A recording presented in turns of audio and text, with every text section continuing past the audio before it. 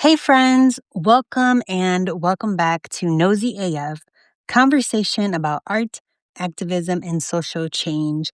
I'm your host and friend, Stephanie Graham, and I have to take sort of like a deep breath because today it feels like a little bit like it's the end of an era. Because today, this is the final episode of season 7. And not only that, but during this season, noseyAF crossed 100 episodes. It's like, what? Is that true? Like, really, Steph? You did 100 episodes? I'm really sitting with that. I've been thinking about it, and it's like, dang, okay, okay. But I feel like that only happens because of you. So I'm so thankful that you've been listening, that you've been sharing, that you've been curious, and you've been nosy right along with me.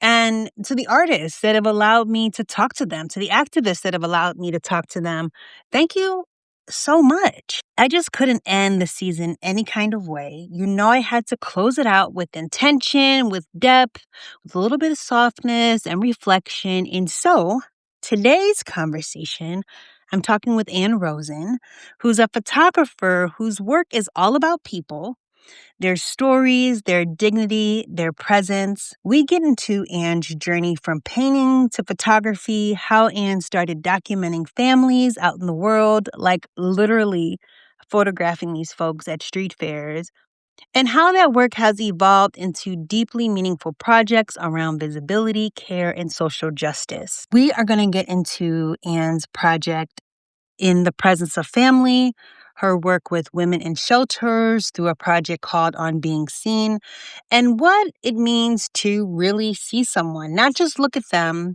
but witness them without judging. There's something about this conversation that feels like a full circle moment, though. It's about art, yes, but it's also about empathy, growth, and the ways we learn to show up for each other a little better.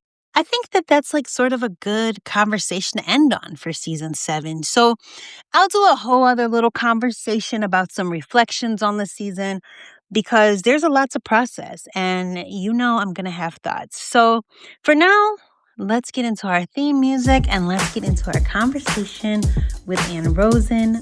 Welcome to Nosy AF.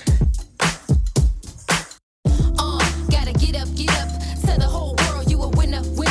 Vision of a star with a mission and a cause. What you doing, how you doing, what you doing, and who you are. Flex yourself, impress yourself. Check yourself, don't wreck yourself. If you know me, then you know that I be knowing what's up. Hey, Stephanie Graham is nosy as And welcome to Nosy AF. Hi, Stephanie. Thank you for having me. Yes. Honored. Yes, I'm so happy. I'm honored. So, Ann, you started out in your career, you started combining text, paint, and abstract photography. And I'm curious what drew you to portraiture. Well, all my pictures were about people from the minute I started taking pictures, which was about when I was 20 years old. Mm-hmm. And I found that I would see things in landscapes, but then when I took the picture, it didn't show what I saw. But when I looked at people, their gestures, their relationships, that's what really piqued my interest. And as time went on, I did do this multiple exposure Mm-hmm. the camera, so things got abstract, and I used what's called a long exposure so that I would record things that went for like a whole 30 seconds sometimes. Mm-hmm. And there's a lot that people do in 30 seconds. And so that's where the abstract came in. And I started out as a painting student. Mm-hmm. However, I didn't have the ability at that point in my life, I was like, 17 years old, to draw realistically. And I kept getting picked on for that in art school. Now, at the time, I was such a good girl that I stayed there instead of left. It wasn't the right place for me. So I just painted and painted. And then all of a sudden, I discovered photography. And that gave me the form that I couldn't draw. And so then I started adding color through hand coloring. And this went on for many years, these time exposures, multiple exposures. I did leave portraiture for a little while, and I did a lot of street scenes, but in that technique. And then I came back to portraiture when I started having a family. Ah, okay. Interesting. And how come because why? What about a family made it be about portraiture? Well, I think all my portraits Mm-hmm. are about intimacy and dignity. And in that way, I was just thinking about how I've become more of an activist in addition to being a portrait photographer. And how did that happen? And when I had children, I became softer. I Mm-hmm. feel like you just have to if you have a child. And so I started taking these family portraits. And that leads us to that project called In the Presence of Family. Mm-hmm. Mm-hmm. And with all my work, it went through various stages. The one that you know of the most is the last stage, but it started out with these multiple timed exposures of families.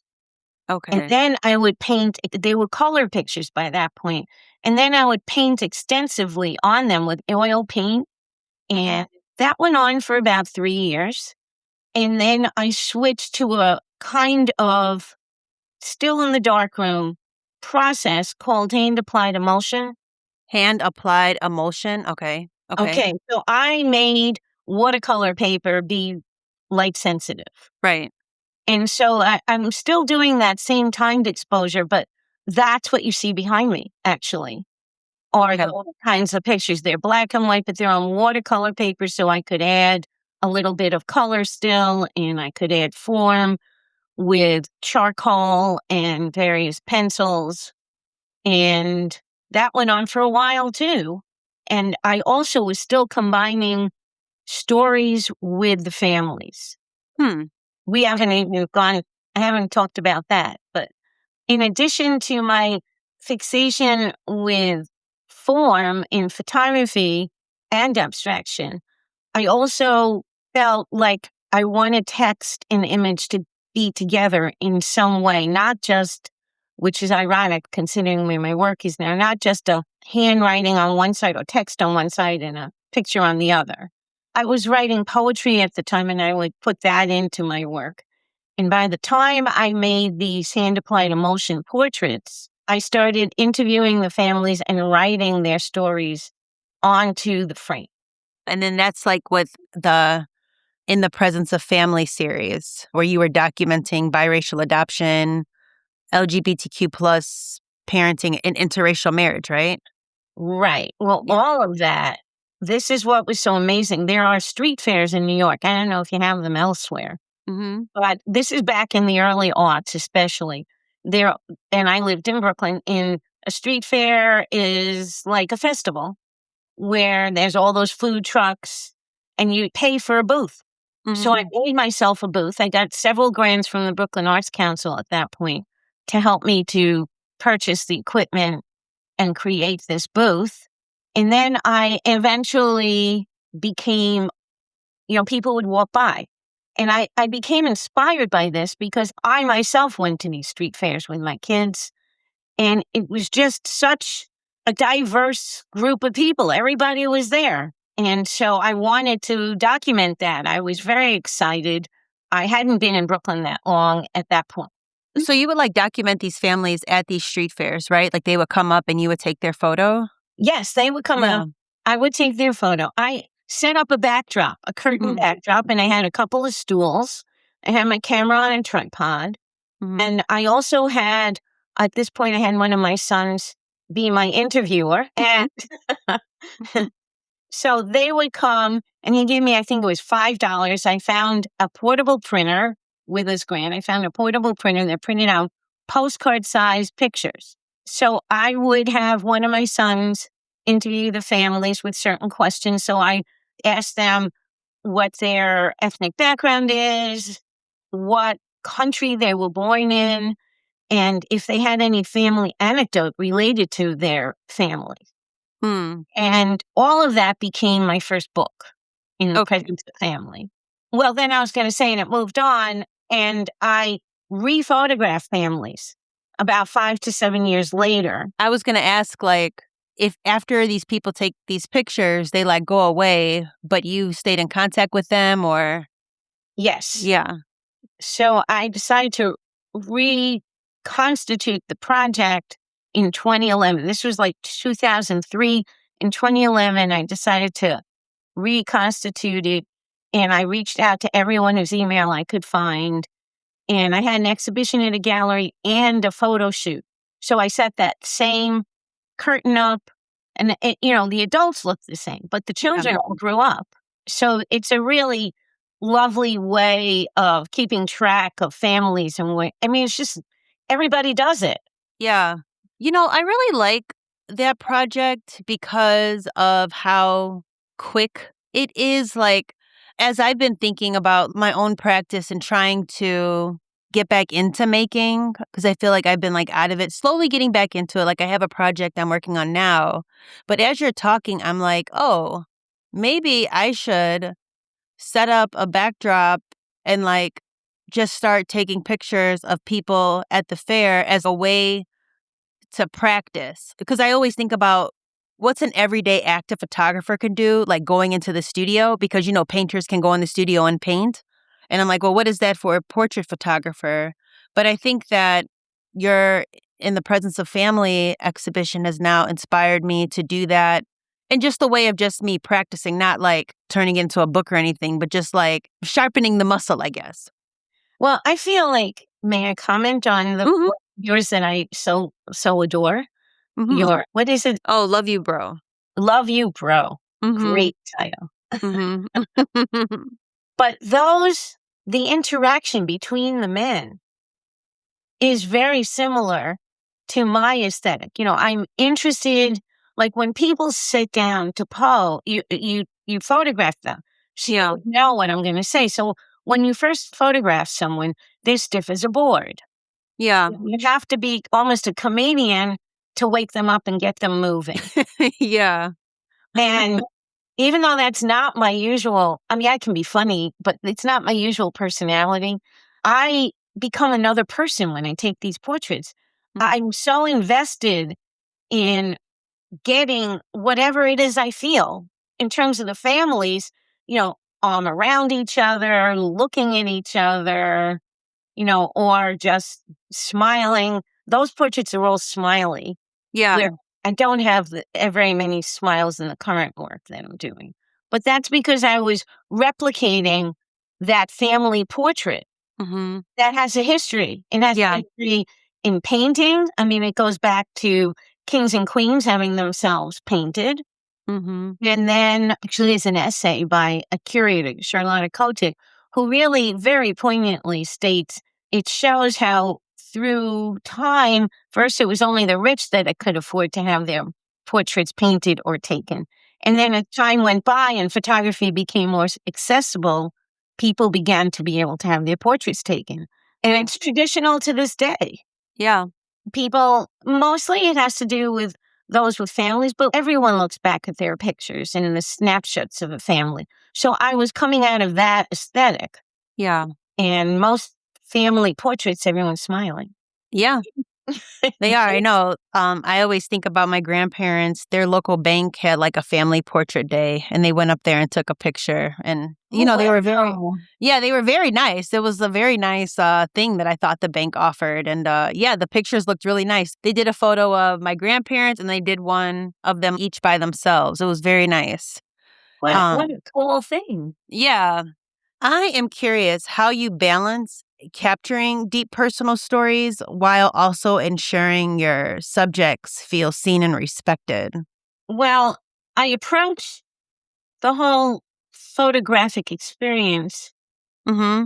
that, whomever I'm photographing, we're equals, totally equals. There's no higher or lower. Yeah. I think that's a tenet of my life, and it has to do with my own personal struggles and having not been seen and, having had my emotional traumas.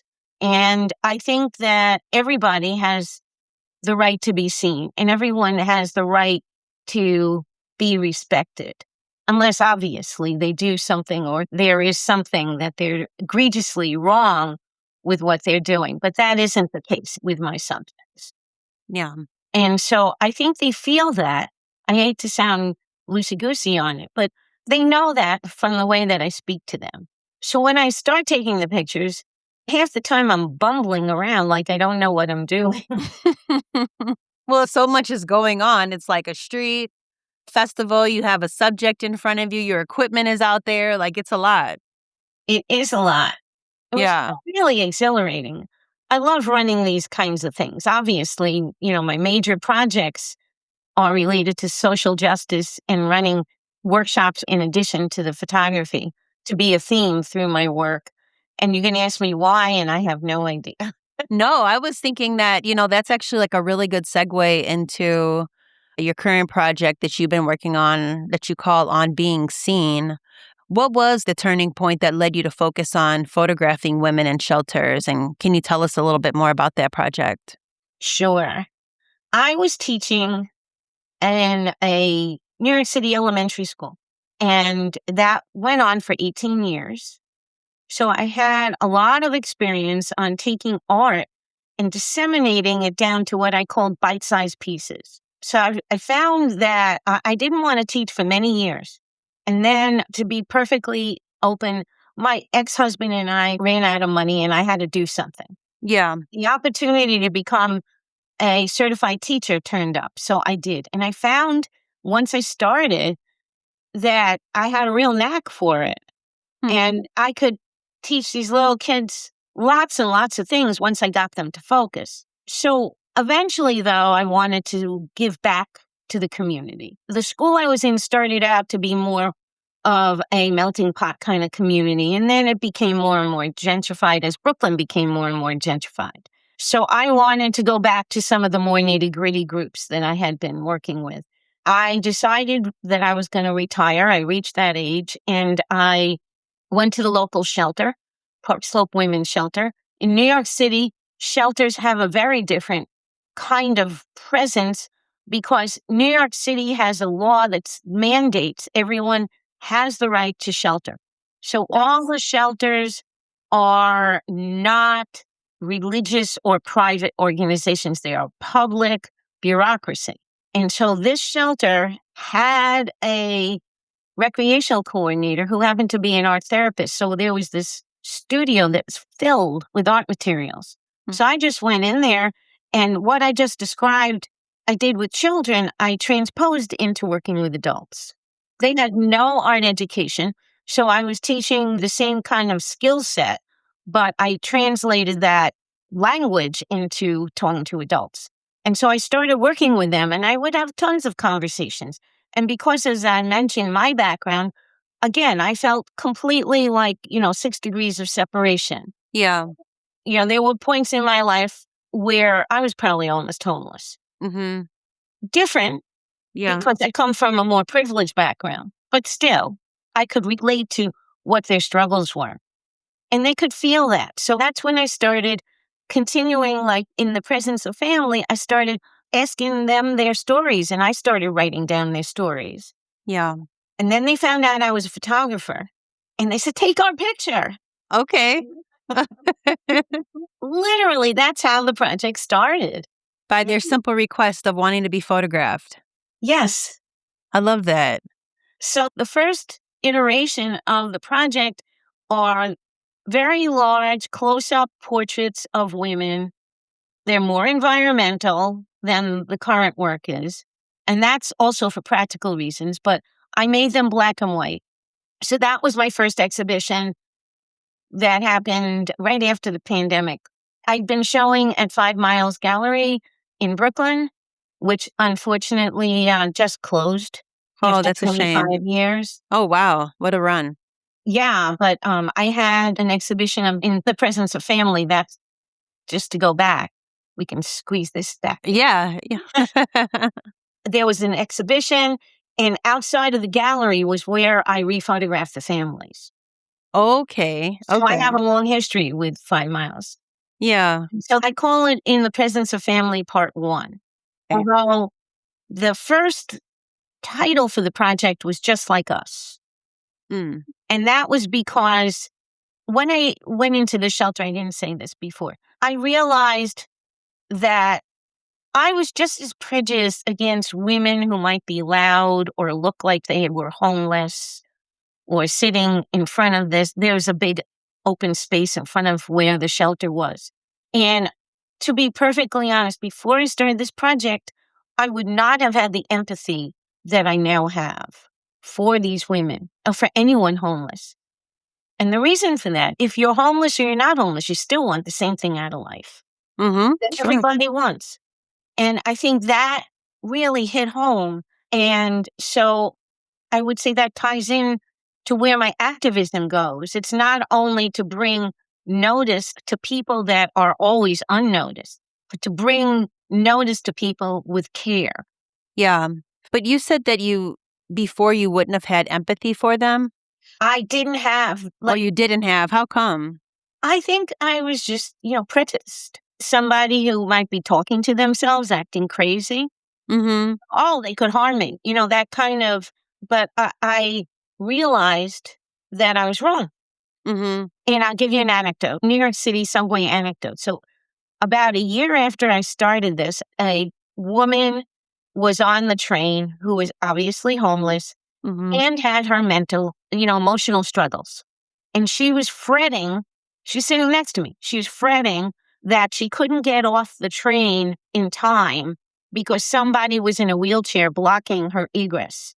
Mm. Had to get off the train at a certain stop so she could get on the next train, which was her home, she said. Okay. All I did was say, well, why don't you go to this other exit where no one's blocking you? Yeah. And she was, thank you.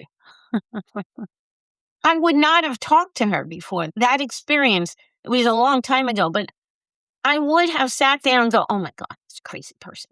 And instead, by doing this project, I gained an empathy. Yeah. Because you saw this lady that's sort of acting, you talking to her. You wouldn't have talked to her because you would have feared her before, but you were just go to the next one. And it helped her to sort of snap out of whatever she was going through and be like, oh yeah, I could just go to the next one. Because for some reason she probably was always used to that particular exit and never thought to go to the next one for some reason. Yeah. Yeah. And the idea, what I'm saying is that, the idea that someone who sounds crazy is not necessarily going to harm you. Right. And that was a really big lesson Mm-hmm. that I learned within the first year of doing this. That was about 10 years ago. Yeah. And I've never wavered from that.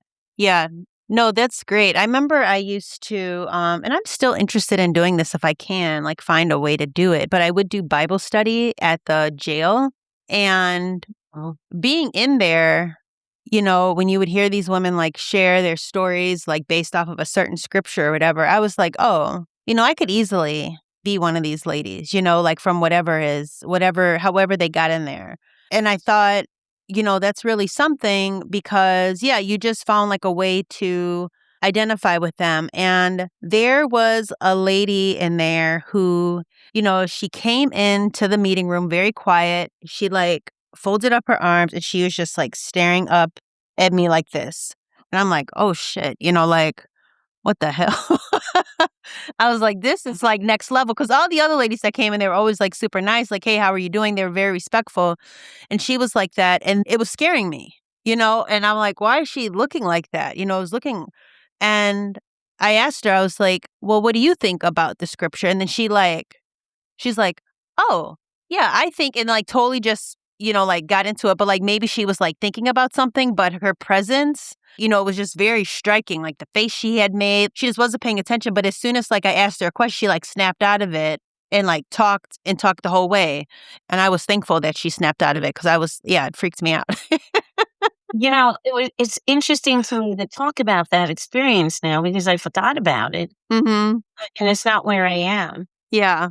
And it does hit on that idea that we tend to have judgments of others based on our own history. Yeah. Yeah. And upbringing and environment and in this time of upheaval, it's really important Absolutely. to respect the person on the street. Mm-hmm. For sure. One other quick story I'll tell about that jail experience when we had another training.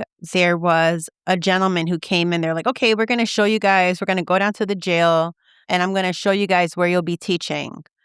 And this man, Ann, went in. And I don't know if there was like a party the night before, but there was just like a bunch of like young kids in the jail. And he goes up to the window and is like staring at them as if like he's at a zoo. He's like glaring all in the window and stuff. Like the inmates are tapping each other. Like, what is this guy's problem? Yeah. And I ended up telling the jail, like the guy over everything. I was like, look, that guy is like treating these people as if they're like in a zoo, like just glaring at them, looking weird. And like, I don't like that because that's not right. Like, what are you doing? We're just in here just so he could show us like where the new teaching room is. You don't need to be glaring at these kids. And then if you could return and one of them remember you and they're offended, that could like cause a problem if they confront him in this jail, because like we are right there with these people. Right. So yeah, hopefully that gentleman does not act that way Yeah. anymore. Not everybody's as respectful Yeah, as they should be. Yeah. As we well know these days. absolutely. I'll try to stay neutral. Did like with the On Being Seen series, did any particular story or moment from Being Seen shift your perspective on homelessness or resilience? Like even more so? Like I know we have the situation with the woman on the train, but even just as you've continued to photograph these women and take them through the writing workshops, has your perspective on homelessness or resilience changed? I wouldn't say it's changed. My Or respect has grown Mm-hmm. to how much the women that I work with and my partner feels the same way. I met her in the shelter. She was also a New York City teacher, Okay. She's an English teacher. And so we partner up now for the last 2 years. And What's their name? her name is Her name. Alice. Alice. Hi, Alice. She's phenomenal. I have learned so much from her. And she has, she feels the same as me that all these women want is to have this story heard. Many of them have children. They want their children back. In their recovery, either whether it's drug addiction or recovering from being incarcerated, or even if a woman was a veteran, Mm-hmm. was in the armed forces, they all have that same desire. And so I shifted in my understanding of the homeless situation because I went out of the shelter. It shifted back in 2020 when the pandemic happened. And I started working with an organization, Housing Plus, and they've been around for 25 years.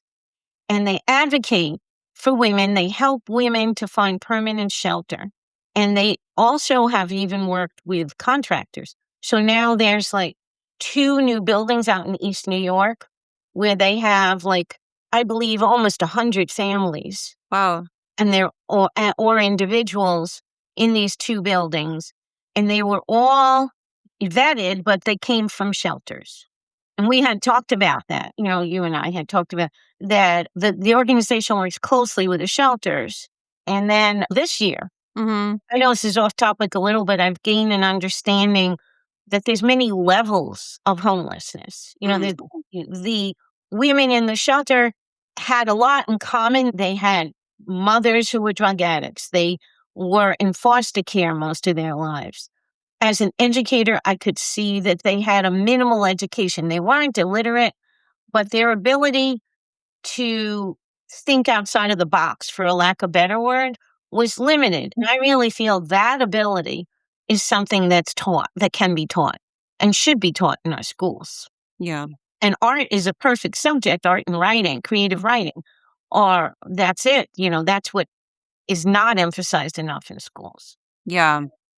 So I gained a respect for them that, once I heard their stories Mm-hmm. and that they are resilient. Yeah. And with the proper attention given to those needs that they have, which is what Housing Plus does, they become more productive citizens in our society. Yeah. They don't want to be sitting on the street. Nobody wants to do that. Right. But that gestalt of seeing a person who's homeless, or even the way they would sit outside the shelter, for instance, they'd be like noisy. I think, oh, they're going to harm me? No, they're not going to harm. They have other things to think about. Yeah. Most recently, I've started to work with those who've been incarcerated. And they're in the program for transitional housing at Housing Plus for those who've been incarcerated, especially those who've come from Rikers. And It's a program called Justice Works, I believe. I worked with a few of the women over the summer, and the vulnerability that they exuded without saying anything just grabbed my heart. Yeah. So I'd say that's a big difference from where I was till now. It's an evolution. Yeah. Can I just say it's an evolution like my work? Just like the In the Presence of Family project started out with these large hand-painted multiple exposure portraits and ended up in books and at street fairs. The same kind of thing is happening with my being seen. So big, large black and white images are the first set. And then I got backdrops because I started working with Housing Plus, and we had to do it inside, a bland office space. Right. Yeah, that's tough. With fluorescent lighting. Yikes. Flatten everybody out. Right. Make them look green. So I started being the itinerant photographer. And you can see in the bottom right of my screen here, that's my equipment, some of my equipment. So my backdrop curls up into a little circle. The thing that looks like a big golf club's bag, that's the stand. And then I have like a thing the size of an attaché case for the light. Oh, I love it. Nice. And I bring all that to where I'm going. And so that changed the pictures. So they became color and they had a background. So it became a studio shot. Yeah. But I was still struggling in terms of my own work with how to get their autobiographies, their stories into the image. So I made an audio installation in that 2020 exhibition at 5 Miles where I had friends as actors read the stories I had written down only because I didn't know the women anymore. And that played as a loop in the space that it was. However, I'm not really an installation artist, although I love that work. But I'm not a sound installation person. Right. So I still felt that I wanted there to be more of a gestalt. You look at the picture and something would indicate who you're looking at, who my models were. And so that's what led me from just the portraits in the studio in color to the diptychs that you now know. Can you describe the diptychs for a listener? So I happened to have a couple of people that helped me technically. Someone said, oh, you could take their handwriting, scan it, and put it onto a background. So I created blank backgrounds with the same backdrop. Yeah. And then I would scan their writing, and then I bring it onto the background. So that becomes part. They're not true diptychs in the sense that the photo actually takes up more space than the writing, but you don't realize it when you're looking at it. And so then I've been doing that for about a year, and I'll have an exhibition of those. I haven't exhibited them yet. Oh, okay. In a solo show. They've been in several group shows, but no solo show. I will have a solo show in March.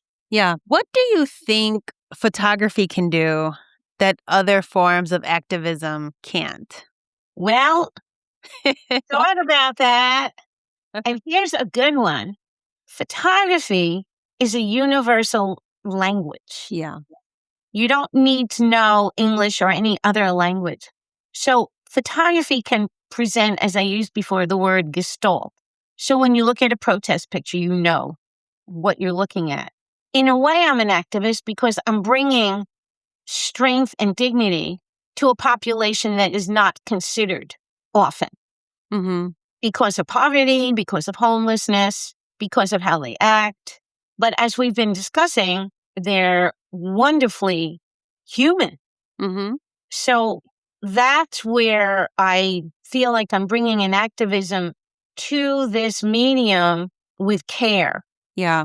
this medium that everybody can understand. You don't need to be one nationality to be able to understand a photo. Yeah, that's really great. And like working with a topic that is so layered and can feel heavy, like homelessness and incarceration, how do you personally like decompress from working on such heavy subjects? Well, in my childhood, I had some sexual abuse that is created quite a trauma in my family. And I have had my share of emotional struggles due to the way I was brought up. And I became a drug addict Oh, wow. in college. I was that cute white woman, and nobody thought I was. So I got away with a lot, Okay. especially Stephanie, because I'm so short. Okay. I'm just not pegged for that negative person. Yeah. And I did this for about 3 years. And I was on the road to becoming a heroin addict. Wow. I feel like my brain just freaked when I realized it. And so I did something crazy. I just stopped cold turkey. Oh, really? Wow. And it was horrid. I can't believe I did it, but I did. And eventually I went back to graduate school on the recommendation of somebody who was a teacher. Like I was in this like MIT community kind of, they had like continuing ed classes. So I took Oh. a continuing ed class in certain forms of photography. And here's the anecdote. So I went to the teacher and I said, I had run out of money. I used to deal drugs to support myself. And when I stopped, I had to stop. Yeah. And I ran out of money. I needed a job. And all I'd ever done was these creepy office jobs and, or teach an occasional class, but not enough to support myself. And I said to him, I really want to become a medical photographer. Can you give me a recommendation? He goes, no. He goes, you have to go to graduate school. And you have to go up to Rochester to this graduate school, visual studies workshop. Huh. And the rest is history. So I did. Wow. This was actually, as I look back, this is my recovery from the drug addiction. So I just threw myself into working nonstop in grad school. So very unique kind of graduate school run by a man, Nathan Lyons, and by his wife, Joan Lyons. Nathan passed away about, 8 years ago. Joan is my hero. Yeah. Anyway, wow. I worked a lot with Joan. I worked a lot on the things we've discussed, and I did a lot of printmaking, and I made a book. I made lots and lots of books. Mm. And that was my recovery. And then I started this project, we're going to fast forward 40 years or something. And I started this project. And 3 years ago, I realized I was giving to others what I had experienced, the joy of creating after a traumatic lifestyle. Yeah. I was thinking, thank you for sharing that. That's very powerful, your story. It's like such a testimony to not looking like what you've been through, going through what you've gone through. And I'm sorry, all the things you've gone through. But making it out on the other side, it makes me wonder, have any of the women you've worked with or folks you've worked with, do any of them have their own creative practice now? Not yet, but there are a few that are, there's this one gender nonconforming person who identifies as a he. Okay. Super creative person. He's part of the program at Housing Plus now. And I was just thinking about him because he's really creative. Yeah.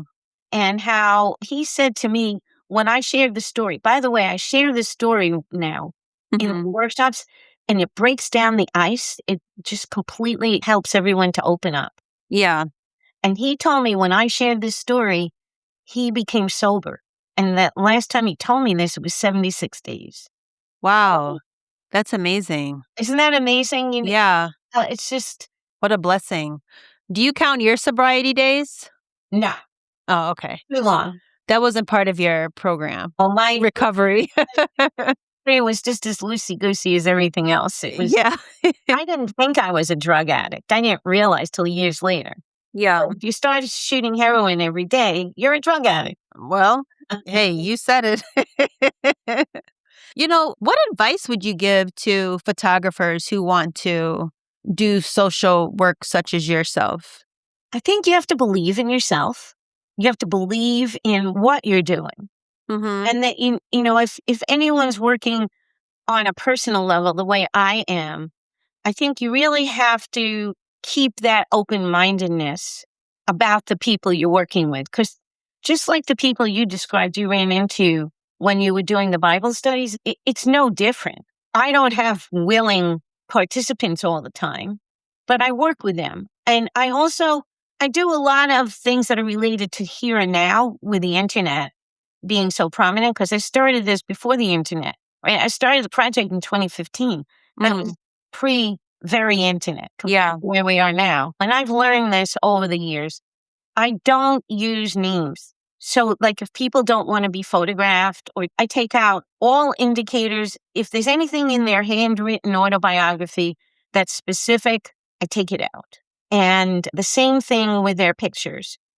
And I have a model release now that lists like 10 things, and they can decide what they would want to be involved in. So I think you really need to respect the people that you're working with, and you have to have a real inner commitment to whatever the project is. That's really great advice. I love the idea of having the model release like so clearly spelled out with like sort of a choose your own adventure in the release. Again, Stephanie, truth be told, it has so much to do with our current political moment. Mm-hmm.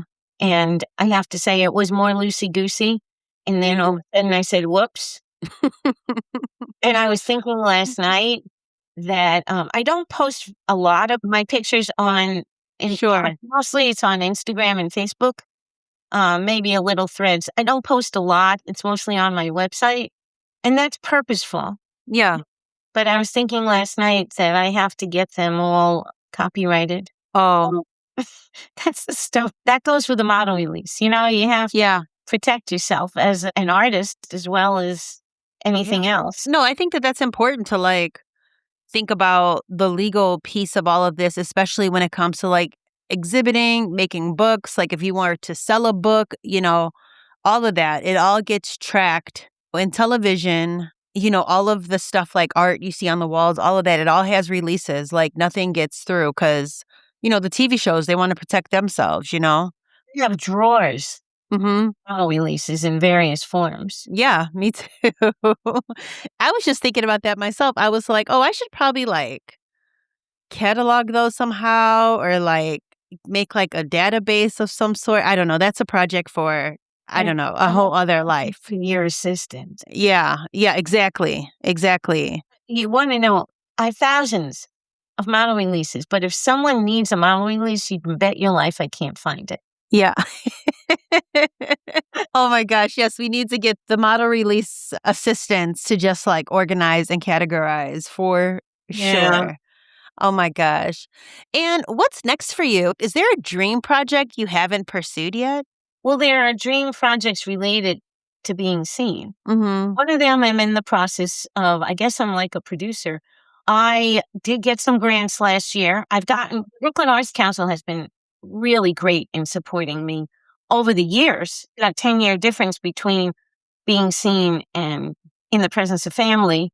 So I wrote into the grant last year to have a short documentary made. Okay. So that's in the process of happening, but it's still a dream until I see it. Yeah. And you're going to have to sign a model release for that. Yeah. Well, in addition to that, I want to make a book. Yeah. Project.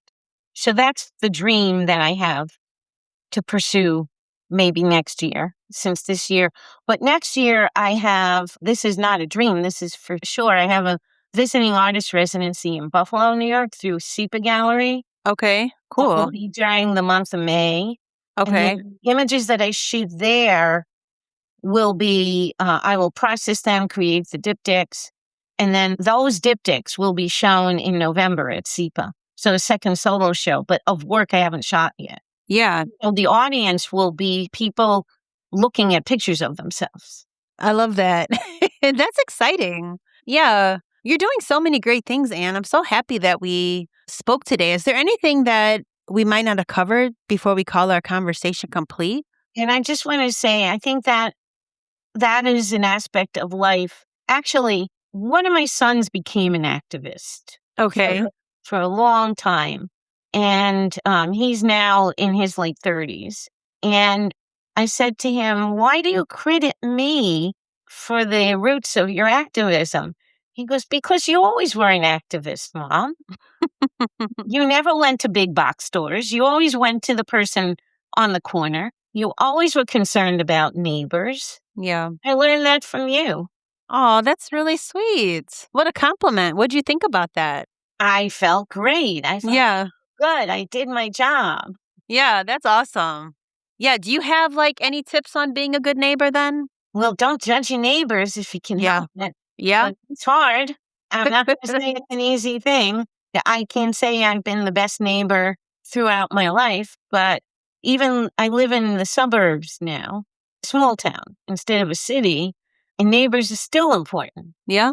Having a good relationship with neighbors, whether they live above you and below you or whether they live next door, Yeah. it does affect the quality of your life. And it's a part of life, I think, to think about community. Mm-hmm. Absolutely. Yeah, my neighbors, we just had a taco party the other week at one of our neighbors' backyard. He has a gorgeous backyard, and he let us all come over for a taco party. And I have other neighbors who are always riding their bike, so much to the point where I was like looking for them one day and was like, went to their mom's house, like, are your kids with you? Because they're usually out here riding their bike, and they're not. Like, they're usually like clockwork, And I was like, oh my God, where are they? Because I can always hear them. And it made me nervous. Like, where are they? Like, it just never, especially like in the summer. It's like they have, I don't know if it's like their fitness routine but they're just these little kids at clockwork at 11 a.m. They are riding their bike for like 45 minutes in just like the court, just like around in circles. But yeah, being a good neighbor is super important. That's how I like. Oh, wait look a minute. Definitely. Where were they? Now you got me on it. Oh, yes. They went swimming. They decided to go swimming. Yeah, and it was so funny. Their mom was laughing like, oh, that's so funny that she noticed that. I'm like, I hear them every day. But one of their friends, it was their birthday, and they got picked up early, and they went to like a water park or something. I'm like, I would be the same way. Yeah. The same way, yeah. Yeah. The mom was really appreciative. She's like, oh, wow, I appreciate you checking. Because I was like, I was sort of nervous because I'm like, that's not like me to not hear them, Yeah. Well, Yeah. so with that, because I happen to be hosting a neighbor's barbecue tonight. I have a big really? backyard, and finally I have great neighbors. I haven't for all the years, and now we get together once every few months and somebody hosts dinner. Oh, that's really nice. Yeah, isn't that? And it's that we should end up on that note. Uh-huh. It does fit, everything goes around in a circle. Yeah, absolutely. Well, Ann, I'm so glad that we talked. It's a shame we're not neighbors to have a barbecue. I know. I'm going to have to come visit you. We'll have to travel to each other. Oh, well, you can come to New York. Thank you. I will. Oh, my gosh. Okay, well, go ahead. What were you going to say? From the city. And there's always, I have an attic crash pad, so you're always welcome. Oh, thank you. Thank you so much.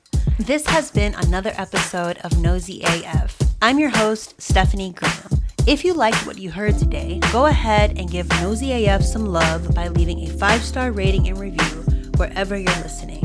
It helps folks who find the show think, ooh, if they like Nosey AF, I might like it too. You can find full show notes and transcripts at noseyAF.com, and while you're there, sign up for my newsletter, Good Stuff Only, where I share studio stories, fresh art, messy ideas, and each month's episodes straight to your inbox. Thank you so much for your time today. Until next time, stay curious and take care. Bye.